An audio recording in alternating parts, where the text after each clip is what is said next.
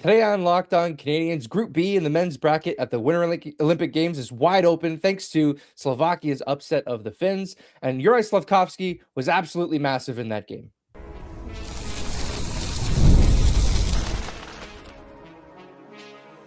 You are Locked On Canadiens, your daily podcast on the Montreal Canadiens, part of the Locked On Podcast Network, your team every day.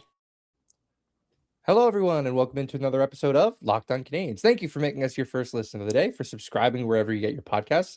Doing that supports us here on the show and ensures you don't miss an episode. And thank you for making us here at Locked On, the #1 sports podcast network. We do really love saying that. My name is Ian Boisvert, also known as @MaybeIt'sIan, and I'm joined, as I always am, by Laura Saba, also known as the Active Stick. Laura, we were both very excited for Juraj Slafkovsky to play in the Olympics again, a field that he dominated as a 17-year-old just 4 years ago. But I don't think, even in my wildest imagination, I expected that kind of start from him. How do you feel? I'm just so. Do you ever cry because Juraj Slafkovsky is a Montreal Canadian? Because I just There was so happy. one point in history where many of us cried about that, but for the wrong reason. I know. I was one of them. I was shocked. I wasn't crying. I wasn't devastated or anything, but I was shocked and I was concerned. And honestly, we've always talked about how Slavkovsky is a big moment player. He elevates his game, and that's one of the things that the Canadiens themselves said about him when they drafted him. He elevates his game when the time comes. And it looked like, and I have to admit that I was doing my capitalism while the game was going on. So Ian is actually, he's the dedicated co-host on this podcast who's been taking the time off to watch the games. And the highlights and all the commentary and all of that, it felt like Juraj Slafkovsky took a lot of the game. Like he took the team on his back for a lot of the parts of that game, which is not to say that Slovakia played poorly or he was the only guy. It just felt like he truly decided, I'm driving this car, and he did.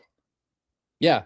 Look, we're gonna break down that game, what it means for Slavkovsky, what it means for the Olympic bracket as a whole, because I think the first game of the tournament came and went, and Group B is on its head right now. Like it is completely different than how we might have thought it was going to shake out. Look, as you're listening to this, if you're listening to us before 10:40 a.m., Canada and Czechia are about to play. If you're listening to us after 10:40 a.m., what are you doing? We give you our show at 12 o'clock midnight. Go ahead, download it. Listen to it in the morning. So that, especially now that they're playing all these games at butt o'clock, as we like to say, you should be listening to us first. Then you'll get these previews ahead of time. Very excited to see Canada step up in that one. And then finally, we have a list of rule changes from NHL to Olympic play that might be a helpful guide for not only how you watch this tournament, but also how strategically it might play out based on how all of the teams are built and the ways that they want to play. So anyway, let's get started with that first game. Juraj Slafkovsky, as a 17-year-old, was the Olympic MVP. He was the best player in the men's bracket in 2017. He often qualifies that by saying, "Yeah, well, there were no NHLers there. There are NHLers there now, right? They won bronze. Yeah, they won a medal. He's an Olympic medalist, as well as player of the tournament." I'm getting goosebumps just thinking about him. Juraj Slafkovsky can't say that anymore. He can't say, well, I never played against the NHLers in this tournament, because he just played. Slovakia, I believe, has 7 NHL players in their lineup. Yes. And all of Finland, except for one defenseman, is a current NHLer. Yeah. And Juraj Slafkovsky was dominant. He was dominant when he had the puck, and when he didn't have the puck, I found that he was doing everything in his power to try to get it back and go the other way. There is so much to take away from that game from him. I went into the game rooting for my guys, right? Obviously, you notice they played Finland. We haven't talked about Oliver Kapanen. He didn't play. He was not even the 13th forward. I believe Joel Kiviranta was the 13th forward for Finland. So there wasn't much to watch from that side. But I went into this game not really rooting for either team. By the end of it, I want this. I obviously want Canada to win gold. If Canada, for some reason, falls short, I hope it's the Slovakian team that wins. They are so much fun. Shout out to Samuel Halave, the goaltender for for Slovakia, who is an AHLer, not even an NHLer, an AHLer, undrafted, playing in the Minnesota Wild farm system. He was spectacular. Like, I don't know if it's quite Kirster's Godlewski's type unbeatable, but he was fantastic. And he is the only reason why the game was in a situation where Slavkovsky could, dominate at an offensive level. So, I mean, I feel like I just vomited a bunch of words all over people, because sitting and watching that, I get the same feeling I got when we watched Canada get their first power play at the Four Nations. And it was McDavid to Sid to McKinnon into the back of the net. And I was immediately elated. And then I was very shortly after that angry at the fact that this was not allowed to happen for 10 years. Yes. Like, we are going on 12 years since the last Olympic participation from these players. It's the biggest mark against this NHL. Yes. That first game of the Olympics between two European countries in which I have no stake was phenomenal hockey. Enjoyed every second of it. I'm actually gonna go watch it now, even though I know the outcome and I know all the things that happen. And that's the other thing too, with Canada Czechia, which we're gonna get into in our next segment. I don't care about the outcomes. I just want to see these guys play together and against each other, right? I do want to ask though, because you actually saw the game. Do you think Oliver Kapanen would have made a difference at all, if only because he knows Slavkovsky so well? I don't think so. He would not have been deployed. No, I think Finland's main problem was Slovakia's goalie, and they made a lot of mental errors. Yeah. Slavkovsky's first goal. I don't remember the defenseman. I'm trying to remember off the top of my head. I cannot, unfortunately, recall who it was. But he's caught out of position, and that allowed Slavkovsky to come down the right wall. All of a sudden, he's in a one-on-one with Rupe Hintz, and he just dances around Rupe Hintz, and he's able to just go right to the front of the net, nobody bothering him. He outweights Saros and puts it into an empty net. Yeah. Like, that was a mistake from Finland. Slavkovsky's second goal was on a power play in which they're already up by a goal. They're pressuring, they're forechecking. The Slavkovsky line is down low, making sure, like, nope, nobody can get out of here. And someone from Finland flips the puck over the glass, which we'll talk about key rule changes into Olympic play. That ain't one of them. That's still a penalty. And Slovakia is able to score on that play. The Slovakians they keep the puck in at the blue line. They funnel it over to Juraj Slafkovsky, the most dangerous Slovakian player on the ice all game. And again, he has all day. He has from the blue line to the faceoff circle to skate in, pick his spot, and he wires it in off the crossbar. Yeah. I mean, I was just blown away by the poise that Slavkovsky showed in that moment. But no, I don't think Kapanen would have made too much of a difference. First of all, I think Finland's a very good hockey team. I don't think that this is who they are. But you look at the group now, Group B is Finland, Sweden, Italy, and Slovakia. Slovakia is now 1-0. They're at the top with Sweden. Yeah. Sweden and Finland play on Friday. And if Finland somehow beats Sweden, that puts Slovakia in the driver's seat for winning this group. Yes. So absolutely. the preliminary rounds are short. You have to come to conclusions quickly.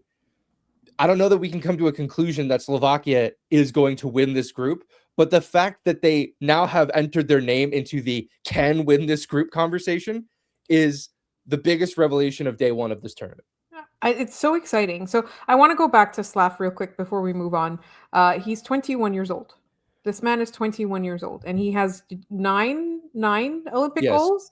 Goals 8 and 9 for him. Yeah. So and you had a list of people who his name is now counted against. Yeah, there are, I believe, 8 or 9 players all time, NHLers all time, who have more goals than Juraj Slafkovsky at the Olympics. It is Jerome McGinley with 10, Matt Sundin with 11, Pavel Bure with 11, Daniel Alfredsson with 13, Ole Jokinen with 13, Marian Hossa with 14. That's also the high water mark for Slovakia. And then Timo Solani with 17. With the NHL poised to go to the Olympics regularly, I mean, He's going to keep climbing that list. Again, he's 21 years old. The last time he was in the Olympics, he had braces on. I can't overstate just how incredible that feat was. And I know people like to be like, oh, there's no NHLers there. Even like I mentioned before, Slavkovsky likes to say that. Yes. They can't take that away from him now. No. Like he's proving that even on a team that is not as talented as some of the other ones in that group, he can drive a team to victories. Yeah. I'm so excited to see how the rest of his tournament plays out. I want him to have the best experience possible. It was a real mistake by the Olympics this time around for putting it in the second half of the NHL season, because they're just making second half Slav that much more potent in a way that maybe they hadn't have thought before. Any final thoughts on Slavkovsky before we move on? I'm just in awe of what a great player he is, and I think it's like, you know, he is now one of the most famous people in Slovakia. Like, I think it's entirely possible, depending on how the rest of his career plays out, that he surpasses Marian Hossa as the best player to come out of Slovakia. Yeah, it's Hossa, it's Miro Satan who put this team together. Like, those are guys he's competing with, and I completely agree with you. I don't think it's out of the realm of possibility where at the end of all of this, he sits atop the list of Slovakian hockey players. All right, let's leave that there. When we come back, it's the main event. It's Canada, their first game in the Olympics. It's Nick Suzuki's first game as an Olympian. We'll break that game down when we come back on Locked On Canadiens.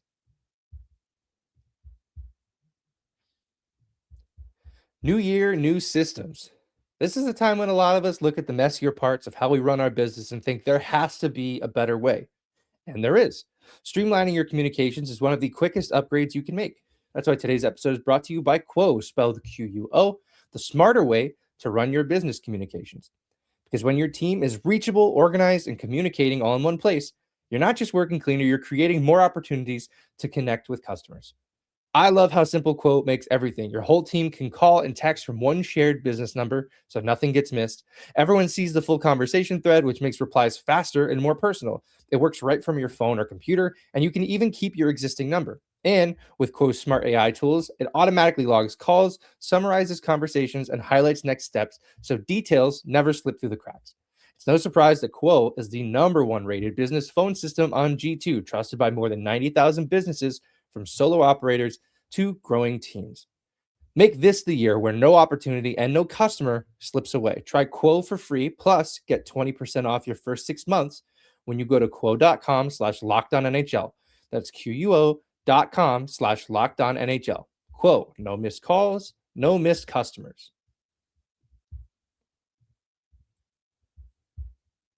All right, we are back. Thank you for making Locked On Canadiens your first listen of the day, for subscribing wherever you get your podcasts, and for making us the #1 sports podcast network. If you haven't already, go check out our new Everydayer Club. You'll get access to an ad-free audio feed for Locked On Canadiens, compatible with Apple Podcasts, Spotify. Everywhere you listen to podcasts, you'll be able to find us there. You'll also get an invite to the members-only Locked On Everydayer Club Discord server, which includes a group chat just for listeners of this show. I'm in there. Laura's in there. Coming out. Go to lockedoncanadiens.supercast.com or check the link in the show notes to learn more.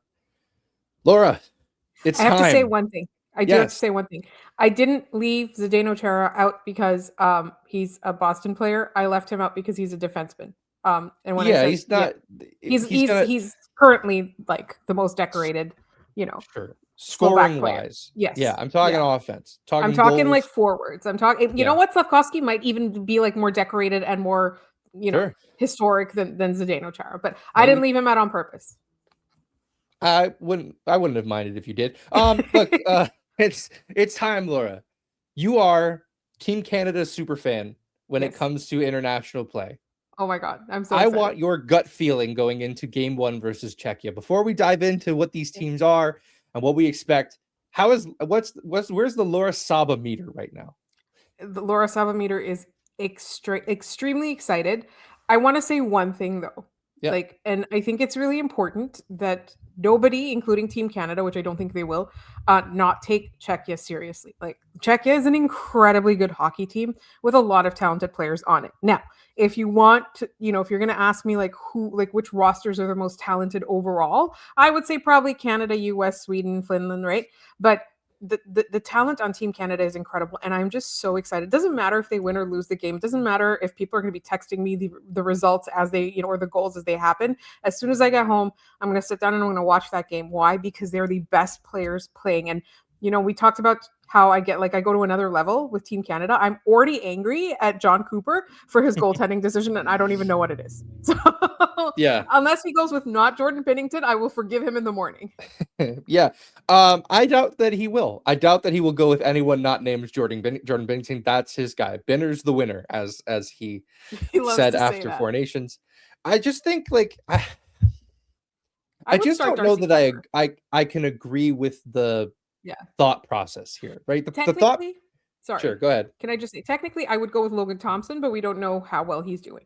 Yeah, honestly, there's three goalies. I would take 66.6 repeating percentage of them over the one that they're going to start, right? I think I think that the challenge for me is just that the thought process even seems flawed. They're going by, well, he plays well in the big games, and I just don't know that we have plenty of evidence that his play with the St. Louis Blues this year stinks. It's just not good. Yeah. He's actually playing. He's not even their number one goalie. Joel Hofer's playing more for the St. Louis Blues down the stretch than Jordan Binnington is. But that said, I think that Czechia is a very good hockey team, and I think they're going to give Canada all they can handle in this game. They love beating Canada. They have a penchant for doing that, huh? They love doing that, especially at World Juniors, where quite honestly Canada deserved it. Really, you look at the Czechs lineup, and it's very top heavy. Mm-hmm. The top line is Marty Necas, Thomas Hertl, and David Pastrnak. David Pastrnak is going to just, it's going to be a nightmare for Canada. Yeah, he's a problem, and I'm curious who John Cooper wants to use to neutralize that problem, because they don't really have he doesn't have his security blanket in Anthony Cirelli anymore. Or Point. Who is he going to stick to that guy and try to shut down? Or is it a team thing? He just says, we're going to be good enough as a team. It doesn't matter who we roll out. Yeah. I'm curious to see. I could see Nick Suzuki in that assignment. Sure. Yeah, I could too. Yeah. Speaking of Nick Suzuki, there's lineup changes. Earlier we talked about him being on the second line on the wing of Nathan McKinnon and Brad Marchand on the other side. He's still with Brad Marchand, but he is now with Bo Horvat in the middle. I find that this much tweaking the day before a game leads me to believe that we can take almost nothing away from what these lines are in practice. No. And I think every couple of shifts you might see different guys out on the ice until Cooper finds something that he goes, that makes sense. Yeah. And now's the time to do all of that tweaking. And I don't hate it, honestly. I want to see them all play with each other, right? Throw Sid on Nate's wing or something. I don't know. It's going to be really fun. And I think Canada has an embarrassment of riches, particularly at forward.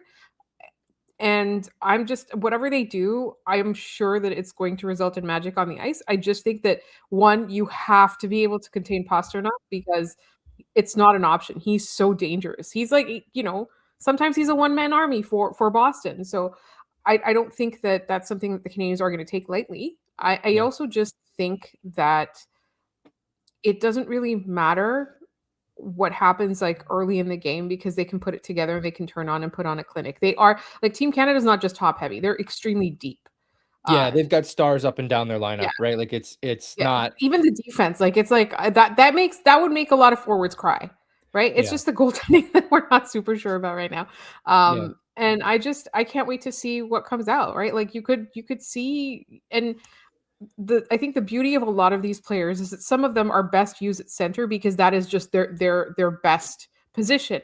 But there's so many players, like Brad Marchand's another one of them, Bo Horvat for another matter, there's one of them. There's so many players there that you can just move up and down the lineup and just combine with anyone, and something good will come out. So that is just, for me, I just cannot wait. And I know I'm rambling at this point, but I just cannot wait to see this game. I cannot wait to see all of Canada's games. I'm not waking up at butt o'clock in the morning. I'm watching them on repeat, no matter what the result.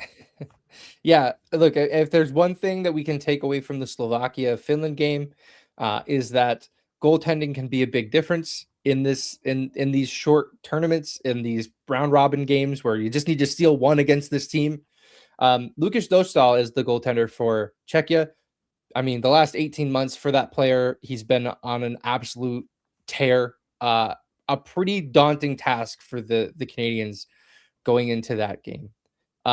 If they can get to Dostal early and often, they'll be fine. I don't think that Czechia has the firepower to be able to keep up. If this comes down to being a goaltending duel, I give Czechia the edge, and sometimes these games can just be that. If you wanna give Doug Armstrong his flowers on one thing, it is that Worlds does matter in that it determines your seeding. Yeah. And because Canada did not, I mean, the US won the championship at Worlds, like they have, go look at their group. It's a cakewalk. They should crush every team that they play in that group. Canada doesn't get as fortunate, but maybe facing a little bit of adversity earlier on in the tournament is better off, instead of, walking through guys and then showing up in the playoff rounds and going, well, we can just roll over anybody. And here comes Slovakia and they feed you your lunch. Yes. That's a part of this that needs to be considered as well. Any final thoughts before we move on? Yes. Who do you think is super quiet in the Team Canada game, and who do you think has a huge game? I want to say that McDavid really just decides to go nuclear every game that he's out there. I think Brandon Hagel is quiet, but I think he's really effective. I think his defensively, he's a very strong player. Mm-hmm. I think him, playing lower in the lineup, playing anywhere in the lineup, really gives them the freedom to push more offensively. Mm-hmm. If they know that there's a guy like that on the ice, they're fine. So I'm watching for Hagel and his impact. But I mean, it's tough to pick. What about you? I think I'm going to say the same thing you said about Hagel, but about Nick Suzuki. Yeah, it's a fair point. He's going to be like, you're not going to see a lot of points or flash or anything from him, but he's going to make so many sound decisions. And for me, it's Nathan MacKinnon. I think like Olympic Nate is just going to be like, you're going to see like his eyes are going to be lasers. Yeah, we're locked on. He's been locked in since he got to Italy, so much that he forced the team to leave the Olympic Village, so to speak. Like I don't want to be. I'm not here to have a good time. I'm here to win. This is a business trip. Type Nathan MacKinnon noise. All right, we'll leave that there. When we come back, we'll go over some of the rule changes from the NHL to Olympic play and talk about how they figure into how these teams might play. And we'll get into all that in just a minute here on Locked On Canadiens. The Winter Games are officially here, and if you're anything like us, you're locking in for events you only get to see on the biggest stage every 4 years. And that's why following the Winter Games on FanDuel just makes sense. From medal counts to individual events to finding your angle on the sports you care about most, FanDuel gives you more ways to stay connected to the action. Look, I know we're Locked On Canadiens. We've been talking about the hockey, the men's bracket, the women's bracket. I have been locked into curling since the Olympics started. It's been so much fun. The mixed doubles was an incredible tournament. The more standard format is kicking off soon. So the drama of curling matches, they start slow, they get intense fast. You should be checking them out as well. The list goes on, though. Speed skating, the races are decided by just inches. Hockey games feel different from the opening faceoffs. Even niche events become must-watch when you're fully locked in to competition. So the Winter Games are on, and there's no better way to follow them than with FanDuel. FanDuel. Play your game.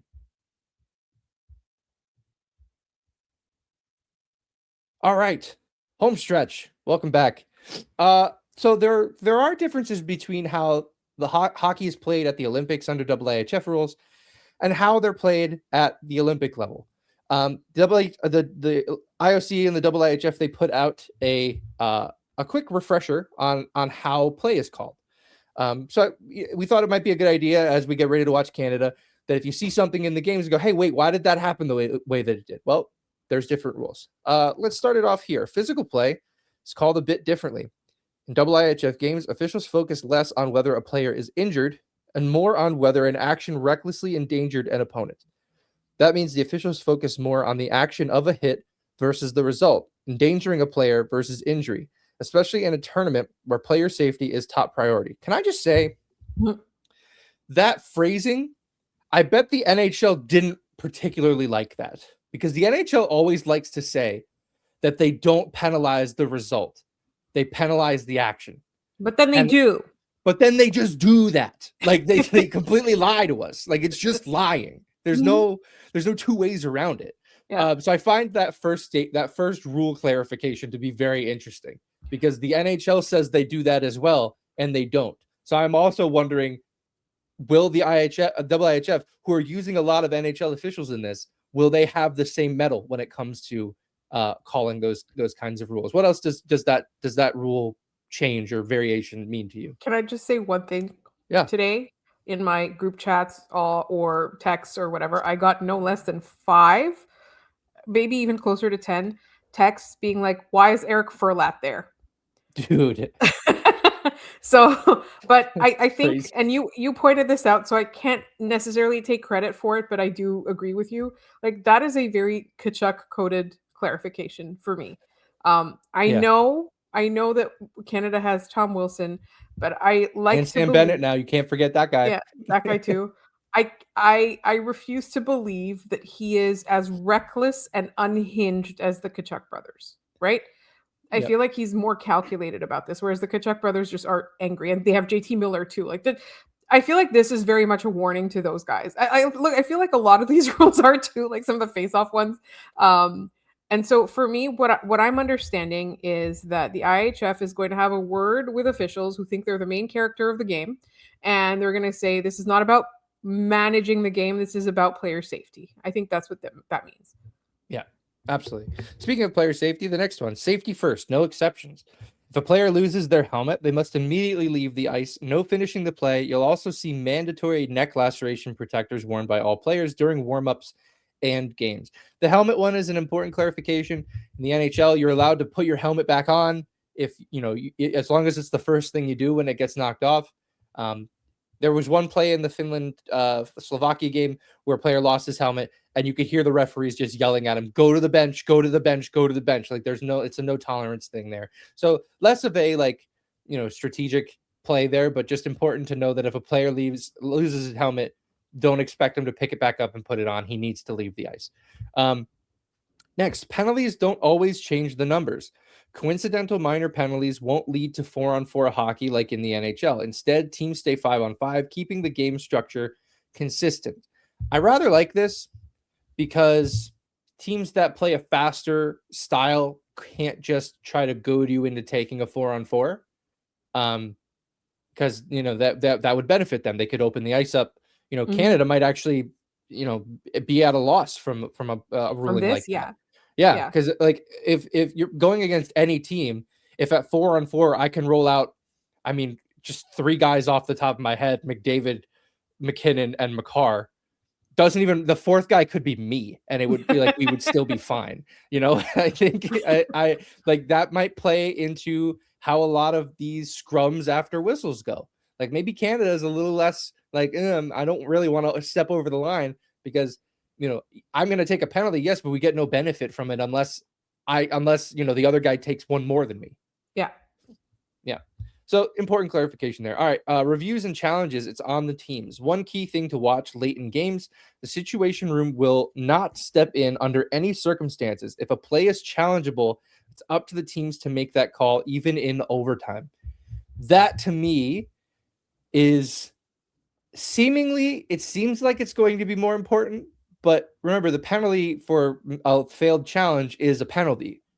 And in overtime, if you fail a challenge, it's, unless you were challenging that you should have scored a goal and they took it away from you, that might be a major bummer. But like if you score and then the other team challenges it for offsides, if they count it, it's not it's a penalty. The game's over. It doesn't matter. Yeah. But maybe late in a game is where it matters more. But important to note that there's no one coming to save you. The situation room is not a thing. They will. It's all up to the coaches and their video staffs. All right, last couple here. Face-off and crease play may look different. Centers won't get kicked out of face-offs. Instead, violations are handled the same way as after an icing. So a team commits a face-off violation. The referee puts his hand up. That's one. You go back to the dot. And if a team commits a second violation on the same draw, it results in a bench minor penalty. Around the net, referees may stop play if an attacking player establishes position in the goal crease. We're back in the foot in the crease era. Yes. which I find funny. How do you feel about that? Like, I feel like that could mean a big thing, but I also feel like really that rule is just going to be referees barking at players, get out of the crease. Yes, I agree. I think this is a way to avoid having to figure out what interference is. Yeah, exactly. We'll see who learns it first. Overtime and shootouts, small details matter. This is a simple one. In Olympic play, teams do not change ends in overtime or shootouts. They defend the same end they had in the third period. So in overtime, that means there's no long change, because in the third period, you have a short change, means in overtime, you have a short change. Curious to see how that plays out. But again, that's a very minor one that you might notice, like, hey, they didn't change ends. Why is that? Well, there you go. Anything else you're watching from like how these games are officiated? I just really want to see like proper tight officiating. I really want to see that. I don't know if we're going to get that given the number of NHL refs that are there, but I also think it could be a good start where we can be like, see, they did that in the Olympics and it was great. Can we bring it back to the NHL? Yeah. And Eric Ferlat said, I don't remember doing any of that. Lane Hudson, 2 minutes for staring at another guy while he fell over.